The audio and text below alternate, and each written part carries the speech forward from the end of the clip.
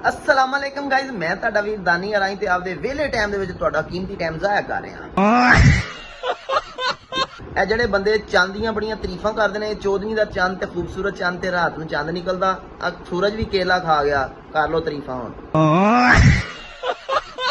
ਤੇ ਗਰਮੀ ਇੰਨੀ ਵਧੀ ਪਈ ਹੈ, ਯਕੀਨ ਮੰਨੋ ਵਾਸ਼ਰੂਮ ਜਾਓ ਇੰਨੀ ਟੱਟੀ ਨਹੀਂ ਆਉਂਦੀ ਜਿੰਨਾ ਪਸੀਨਾ ਆ ਜਾਂਦਾ।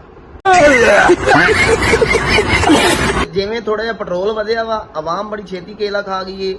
ਯਾਰ ਥੋੜੀ ਜਿਹੀ ਮਜ਼ਬੂਤ ਕੌਮ ਬਣੋ, ਸੀਮਟ ਖਾਓ ਥੋੜਾ ਥੋੜਾ, ਵੇਖਿਓ ਤੁਸੀਂ ਕਿੰਨੇ ਮਜ਼ਬੂਤ ਬਣਦੇ ਆ। ਲੋਕਾਂ ਦੀ ਗੱਲ ਦਾ ਬੁਰਾ ਨਾ ਮਨਾਇਆ ਕਰੋ, ਅਗਰ ਲੋਕ ਬੁਰਾ ਭਲਾ ਕਹਿੰਦੇ ਨੇ ਤੇ ਉਹ ਠੀਕ ਹੀ ਕਹਿੰਦੇ ਨੇ। ਪਤਾ ਨਹੀਂ ਕਿਹੜੇ ਮਾਪਿਓ ਨੇ ਜਿਹੜੇ ਬੱਚਿਆਂ ਦੇ ਪਿੱਛੇ ਸਪੋਰਟ ਕਰਨ ਆਉਂਦੇ ਨੇ। ਸਾਡੇ ਤਾਂ ਜਦੋਂ ਵੀ ਆਏ ਨੇ ਕੁੱਟਣ ਹੀ ਆਏ ਨੇ। ਤੇ ਜ਼ਿੰਦਗੀ 'ਚ ਅਗਰ ਕਦੀ ਕਾਮਯਾਬ ਹੋਣ ਦਾ ਮੌਕਾ ਮਿਲੇ ਮੈਨੂੰ ਵੀ ਦੱਸਿਓ, ਮੈਂ ਤੇ ਆਪ ਨਹੀਂ ਹੈਗਾ। ਤੇ ਜੇ ਤੁਸੀਂ ਜ਼ਿੰਦਗੀ 'ਚ ਮਿਹਨਤ ਕਰ ਕਰਕੇ ਥੱਕ ਗਏ ਹੋ, ਬਹਿ ਕੇ ਸਾਹ ਲੈ ਲਓ, ਮੈਂ ਕੀ ਕਰ ਸਕਦਾ।